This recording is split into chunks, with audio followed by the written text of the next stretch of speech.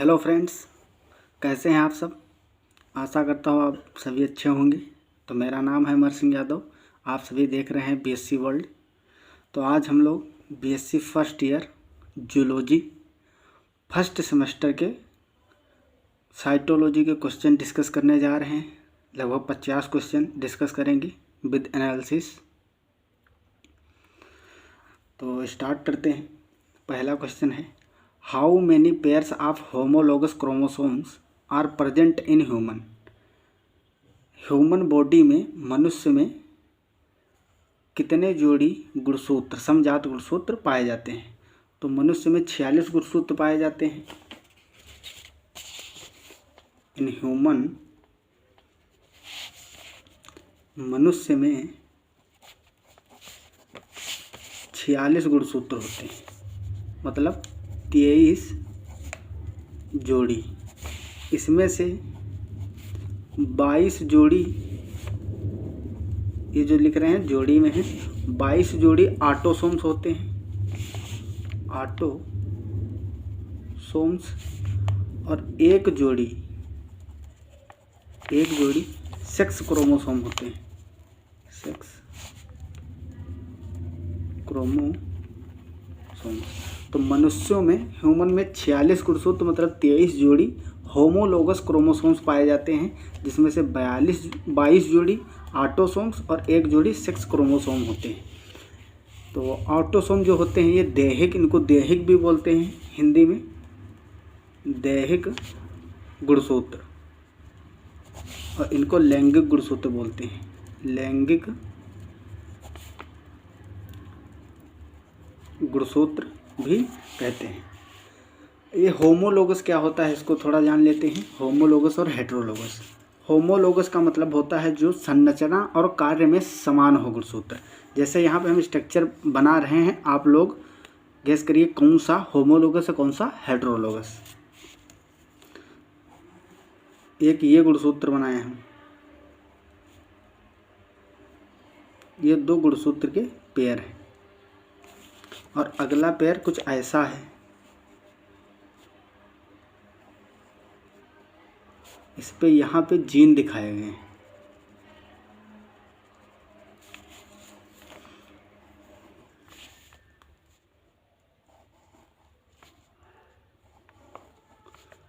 अगले पेयर में यहाँ पे कुछ जीन दिखाए गए और नीचे वाले में यहाँ पे जीन दिखाए गए।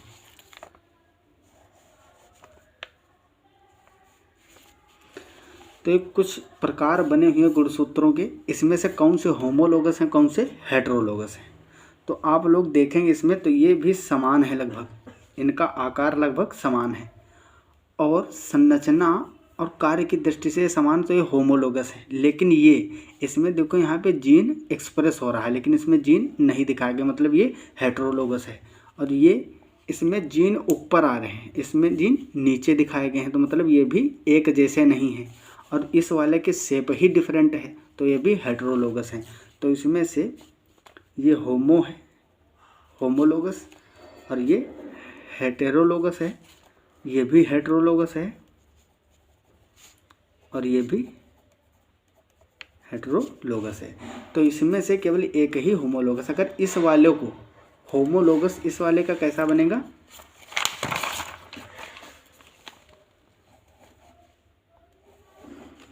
मान लो यहाँ पे कोई जीन थे और इसी के सामने सेम पोजीशन पर दोनों गुणसूत्रों में, समजात गुणसूत्रों में सेम पोजीशन पे सेम प्रोटीन सिंथेसिस के लिए जीन्स अगर प्रेजेंट हैं, तो इसका मतलब होता है ये होमोलोगस क्रोमोसोम है। तो अगला क्वेश्चन हम लोग देखते हैं, question number 2। The name chromatin was coined bye.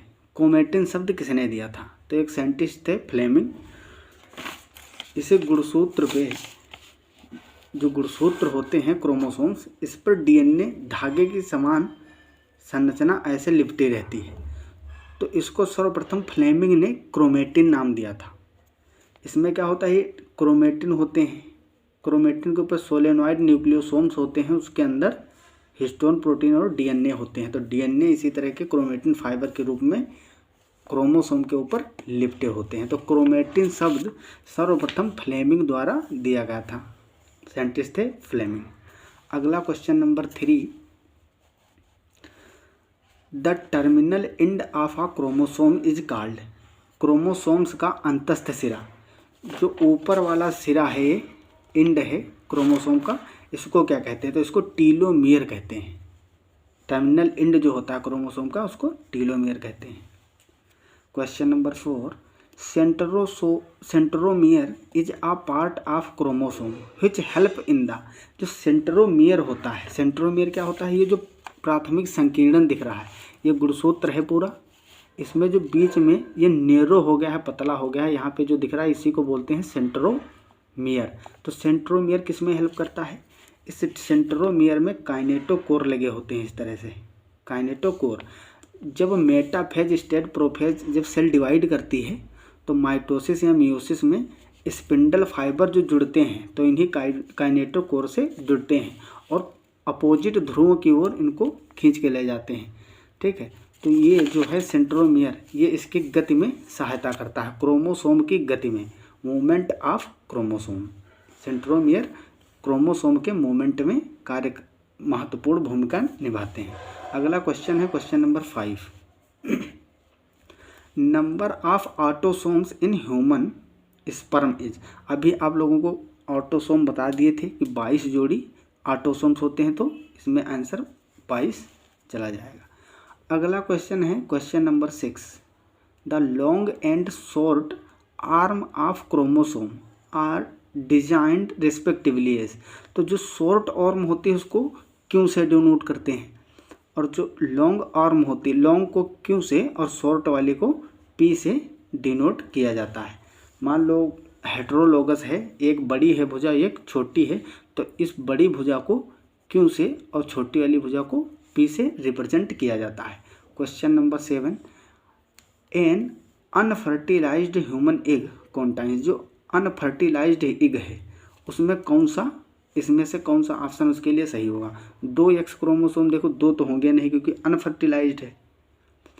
जो एग होते हैं गैमेट्स, गैमेट्स में मियोसिस होता है, मतलब अर्धसूत्री विभाजन, उसके कारण दो के जगह पर एक ही क्रोमोसोम जाता है, लिंग क्रोमोसोम। तो लिंग क्रोमोसोम एक जाएगा गेमीट में, तो एग के केस में एक्स होगा, और अगर मेल है स्पर्म, तो स्पर्म के लिए वाई गेमीट जाएगा एक, तो इसमें x chromosome 1 x chromosome only, ये डी ऑप्शन सही हो जाएगा, क्योंकि एग में पूछा है इसने, अंडे में। Question number 8, the structure of the chromosome to which spindle fibre is attached.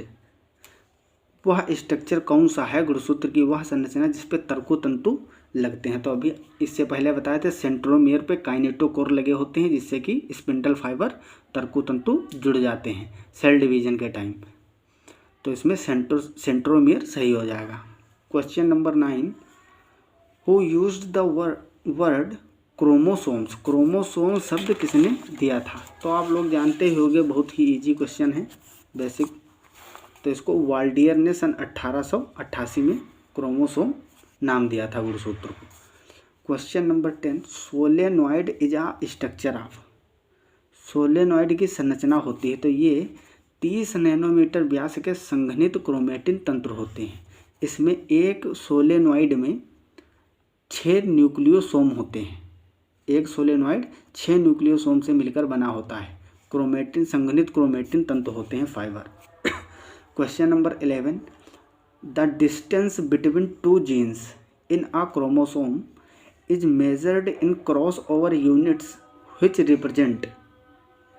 एक क्रोमोसोम पर स्थित 2 जीन्स के मध्य दूरी क्रॉस ओवर की इकाई में मापी जाती है, जो व्यक्त करती है percentage of cross over between them.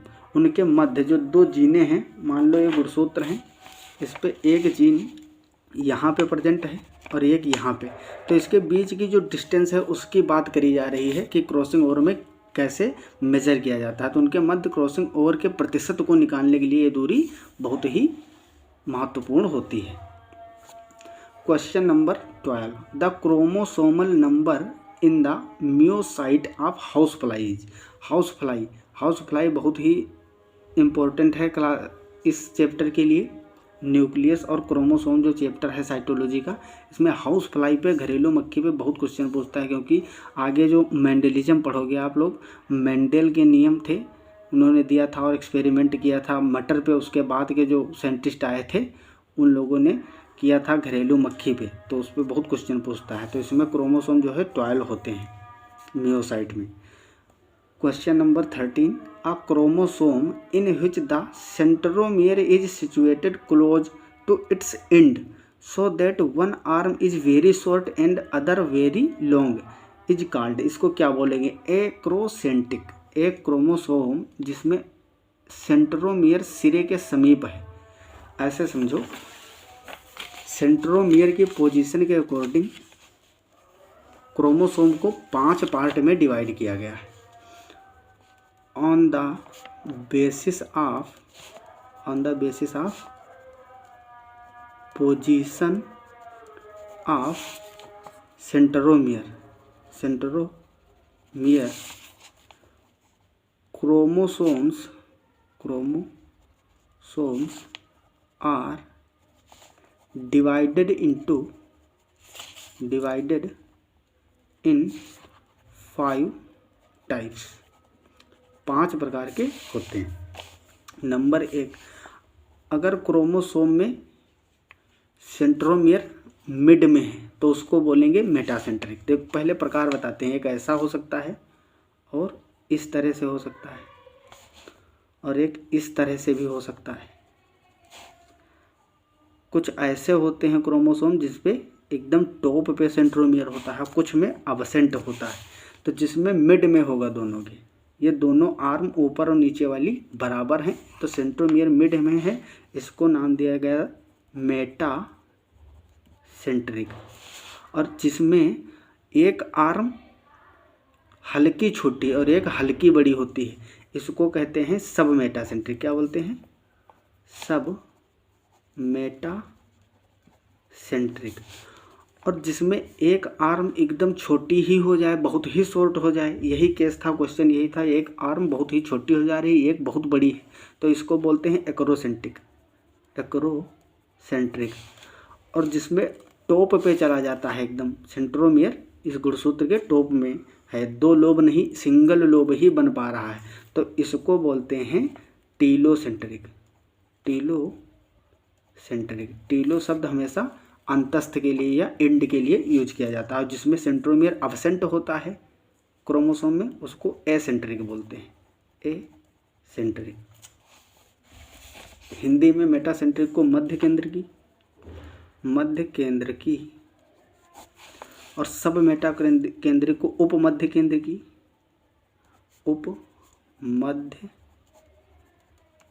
की और एक्रोसेंट्रिक को एक्रोसेंट्रिक ही बोलते हैं, एक्रोसेंट्रिक।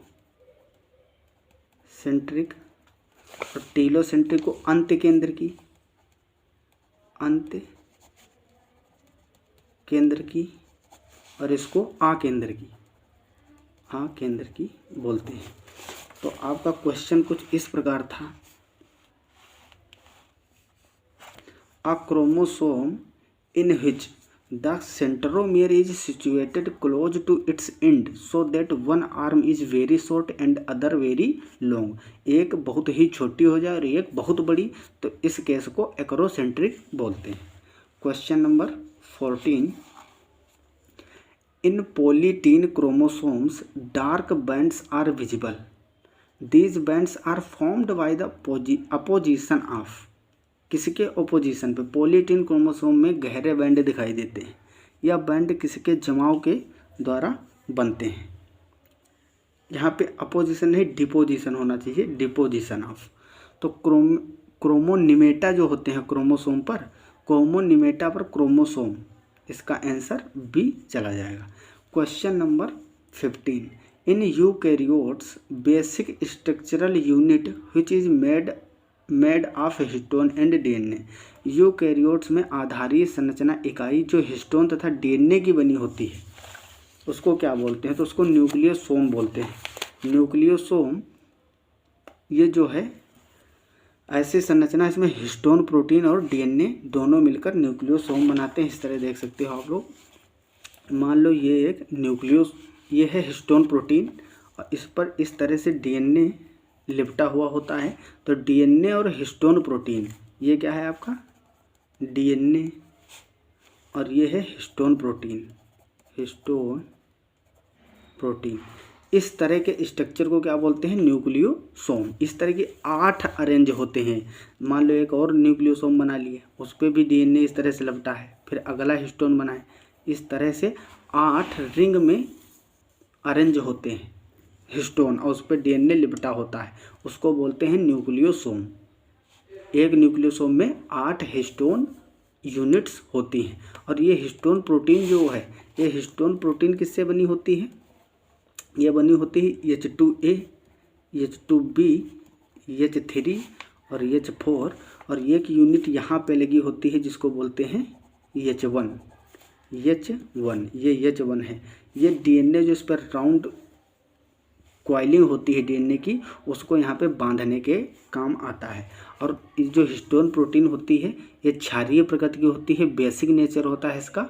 इसमें लाइसिन और आर्जिनिन मुख्यतः अमीनो एसिड पाए जाते हैं। कौन से, लाइसिन और आर्जिनिन, लाइसिन और आर्जिनिन अमीनो एसिड्स पाए जाते हैं जिस पे पॉजिटिव चार्ज होता है। और डीएनए में फॉस्फेट ग्रुप होते हैं। डीएनए किससे बना होता है, नाइट्रोजन बेस, शुगर और फॉस्फेट, तो फॉस्फेट पे नेगेटिव चार्ज होता है। और हिस्टोन प्रोटीन में जो अमीनो एसिड्स हैं इन पे पॉजिटिव चार्ज होता है, इसीलिए अट्रैक्शन के कारण यहाँ पे हिस्टोन पे डीएनए कॉइल होके बंध जाता है। ठीक है, तो एक न्यूक्लियोसोम में 8 हिस्टोन यूनिट्स होती हैं और एक हिस्टोन प्रोटीन किससे बना होता है, इतने प्रकार की प्रोटीन से अलग अलग प्रकार की हैं, H2A, H2B, H3, H4 और H1। तो अगला क्वेश्चन है, heterochromatin remains condensed in which part of chromosomes. Chromosome के किस भाग में हेटेरोक्रोमेटिन संघनित बना रहता है। तो द्वितीयक संकीर्णन फर्स्ट जो होता है, सेकेंडरी कंस्ट्रक्शन फर्स्ट, इसमें जो है हेटेरोक्रोमेटिन संघनित बना रहता है। क्वेश्चन नंबर 17, टीजोवा लेवान contribution is very significant because they, टीजोवा लेवान का योगदान महत्वपूर्ण है क्योंकि उन्होंने मानव गुणसूत्रों की संख्या दी। उन्होंने 46 गुणसूत्र जो होते हैं मानव में, उसकी जो है संख्या इन्होंने ही बताया था, टीलो और लेवान ने। बहुत ही इंपॉर्टेंट साइंटिस्ट हैं, नाम याद कर लीजिए। Question number 18, depending upon size and centromere position the 46 chromosomes have been divided into a number of groups. आकार व सेंट्रोमियर की उपस्थिति के आधार पर मानव के 46 क्रोमोसोम को कितने वर्गों में बांटा गया है। तो इसको जो है अगर खाली पोजीशन देखा जाए तो 5 थे, लेकिन वैसे इसको 7 जगहों में बांटा गया है, 7 पार्ट होते हैं इसके। Question number 19, the grouping of human chromosomes is based on. मानव क्रोमोसोमों का समूहकरण किस आधार पर किया जाता है। तो केवल बेंडिंग पैटर्न अलोन, बैंड के पैटर्न के आधार पे इसको समूह में एकत्रित किया जाता है, अलग अलग समूहों में किया जाता है। Question number 20, geneticist plot the relative location of genes. ये क्रॉसिंग ओवर से है question. On chromosomes by which of these methods. आनुवंशिक वैज्ञानिकों ने क्रोमोसोम पर जीन की आपेक्षिक स्थिति किस विधि द्वारा रेखांकित की। तो क्रॉसिंग ओवर किया था उन्होंने, जीन की आवृत्ति फ्रीक्वेंसी और उनके परसेंटेज कैरेक्टर के लिए क्रॉसिंग ओवर जब कराए थे साइंटिस्टों ने, तो उसमें जो है ये जेनेटिक प्लॉट किया था लोकेशन जानने के लिए। तो क्रॉसिंग ओवर की आवृत्ति की गणना करने के लिए किया था। Question number 21, genes are chemically क्या होते हैं जीन्स। तो जीन मतलब डीएनए का ही भाग होता है। जीन क्या होता है, मान लो ये कोई डीएनए है, तो डीएनए 2 पॉलीन्यूक्लियोटाइड से बना होता है और बीच में नाइट्रोजन बेस हाइड्रोजन बॉन्ड से जुड़े होते हैं। तो ये मान लो कुछ खास पार्ट, विशेष पार्ट जो किसी प्रोटीन सिंथेसिस के लिए रिक्वायर हो, तो इसको जीन बोल दिया जाता है, डीएनए का ही पार्ट। तो डीएनए का ही पार्ट है जीन, तो इसका मतलब जब डीएनए बना है पॉलीन्यूक्लियोटाइड से, तो जीन भी पॉलीन्यूक्लियोटाइड से ही बने होते हैं। तो इसकी जो केमिकल संरचना होती है, रासायनिक रूप होता है, तो पॉलीन्यूक्लियोटाइड्स ही होते हैं। सभी जीन डीएनए होते हैं, बट सभी डीएनए जीन नहीं होते हैं, है ना। ये पढ़े ही होंगे स्टेटमेंट आप लोग। तो मान लो ये जीन था, तो जीन कोई भी हो डीएनए का ही भाग होगा, लेकिन सभी डीएनए जीन नहीं होते हैं। मतलब कोई ज़रूरी नहीं है कि मान लो अब दूसरा जीन यहाँ से इतने पार्ट में है, और ये बीच के जो नाइट्रोजन बेस बचे हैं न्यूक्लियोटाइड्स, मान लो ये किसी भी प्रोटीन सिंथेसिस के लिए रिक्वायर नहीं है, ऐसे ही हैं, इनका काम कुछ और है। तो जीन वही होता है जो विशिष्ट प्रोटीन सिंथेसिस के लिए रिक्वायर हो।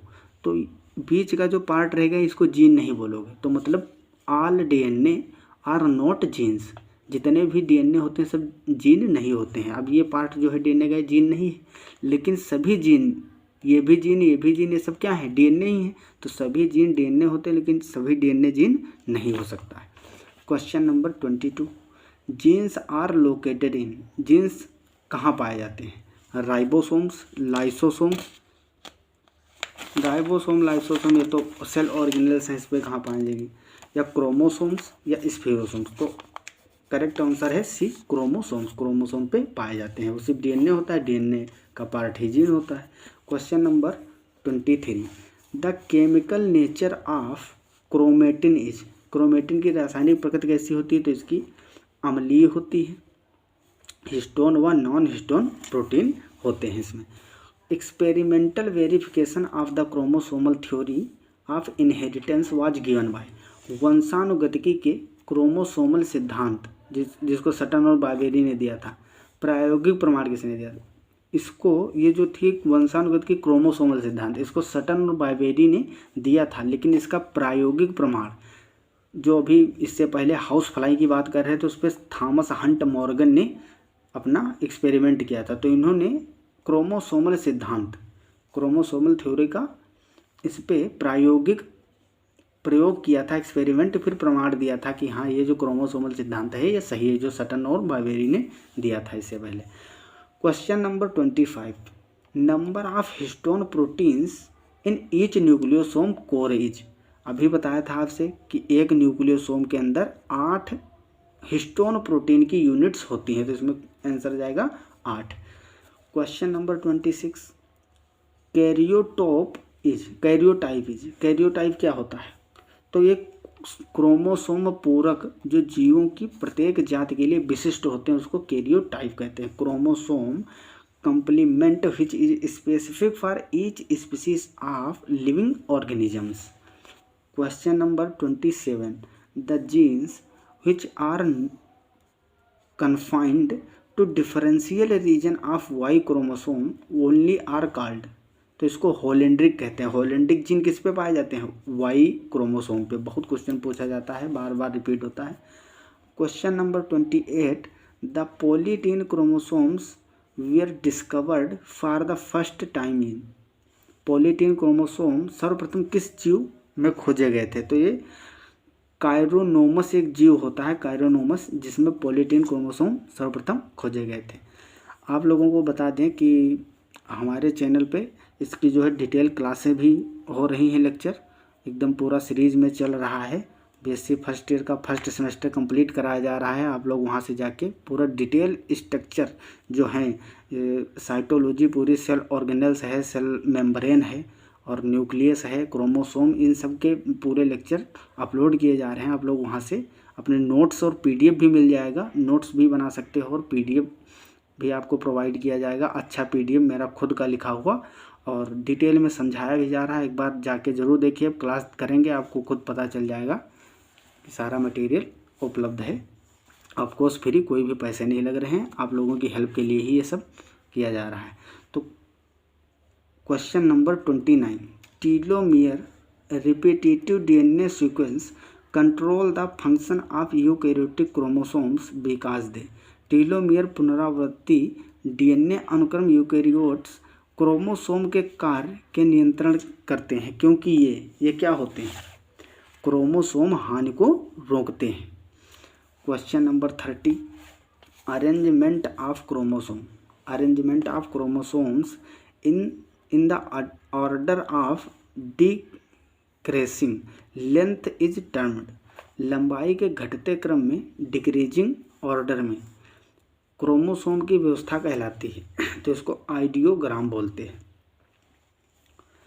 Question number 31, the condensation of the chromosomes are maximal with visible centromeres at which phase of cell cycle. गुणसूत्रों का संघनन स्पष्ट सेंट्रोमियर के साथ कोशिका चक्र की किस अवस्था में सर्वाधिक होता है? तो ये यम प्रावस्था में होता है। कोशिका चक्र जो होता है सेल साइकिल, उसको 2 स्टेज में बांटा जाता है। इसे इधर देख लेते हैं थोड़ा सा। सेल डिवीजन जो होता है इसके 2 पार्ट में कंप्लीट होता है। पहला होता है इंटरफेज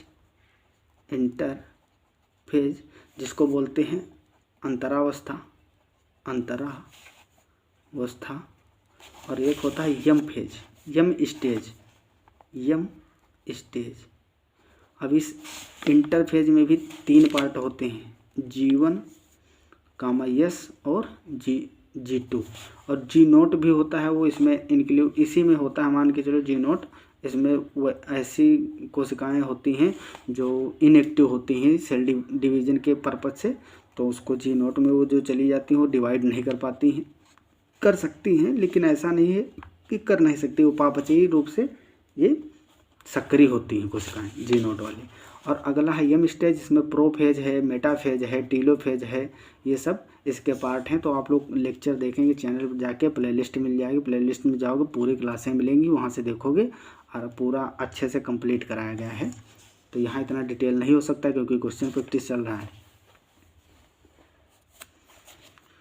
तो अगला क्वेश्चन है question number 32, a normal metaphase chromosome with a middle centromere is. तो इसको मेटासेंट्रिक बोलें क्योंकि अगर मिड में होगा सेंट्रोमियर तो मेटासेंट्रिक।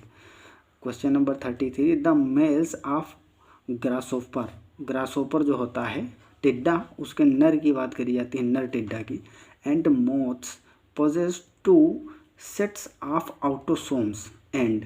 नर टिड्डा एवं नर सलभ में ऑटोसोम के 2 सेट पाए जाते हैं एवं मात्र X गुणसूत्र के ही होते हैं। Question number 34, number of autosomes in a normal female is.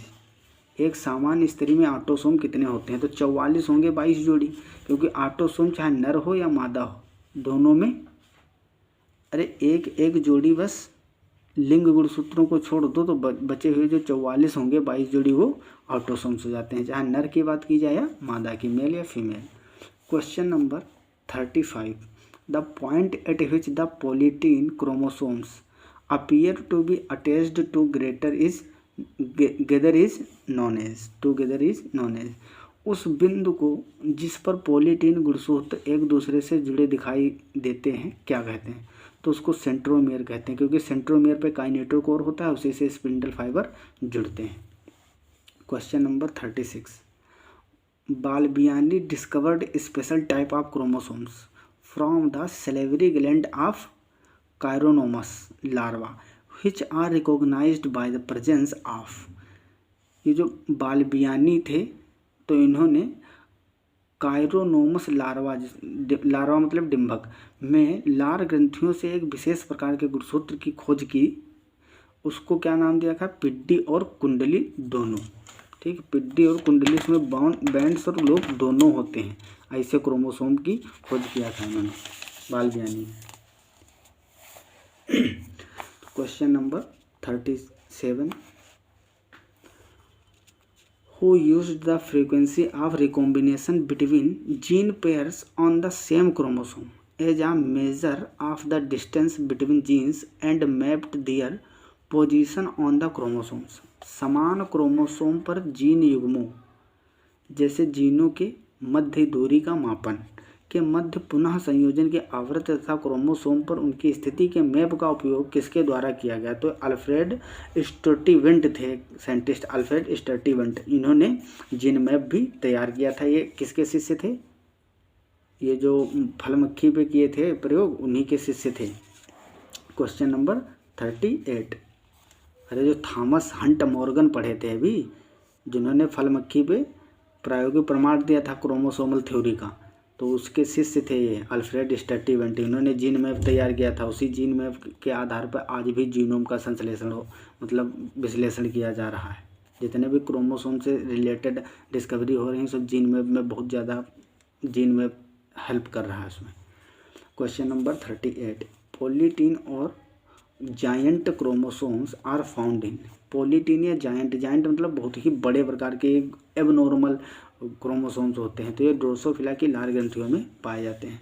Question number 39, lampbrush chromosomes are visible. Lampbrush chromosome दिखाई देते हैं, तो ये अर्धसूत्रण की डिप्लोटीन में दिखाई देते हैं जो लैम्पब्रुस होते हैं।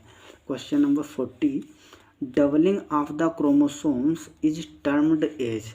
क्रोमोसोम के द्विगुणन को कहते हैं तो उसको डुप्लीकेशन कहते हैं। आज हम लोग 40 क्वेश्चन ही डिस्कस करेंगे, तो अगले के क्वेश्चन जो है अगली क्लास में कराएंगे। और आप लोग एक बार चैनल पर जाके चैनल को लाइक शेयर एंड सब्सक्राइब करें।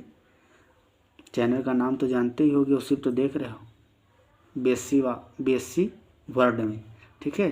तो आप लोग पढ़ाई करते रहें अच्छे से। कोई भी अगर क्वेश्चन प्रैक्टिस की रिक्वायरमेंट है, कुछ किसी चैप्टर की कुछ समझ में नहीं आ रहा है, कुछ चाहिए आगे, तो कमेंट बॉक्स में ज़रूर लिख देना। हम आपकी रिक्वायरमेंट पूरी करेंगे, कोशिश करेंगे पूरी करने की। और तो पढ़ाई करते रहें। All the very best. तब तक के लिए ओके बाय, मिलते हैं अगली क्लास में।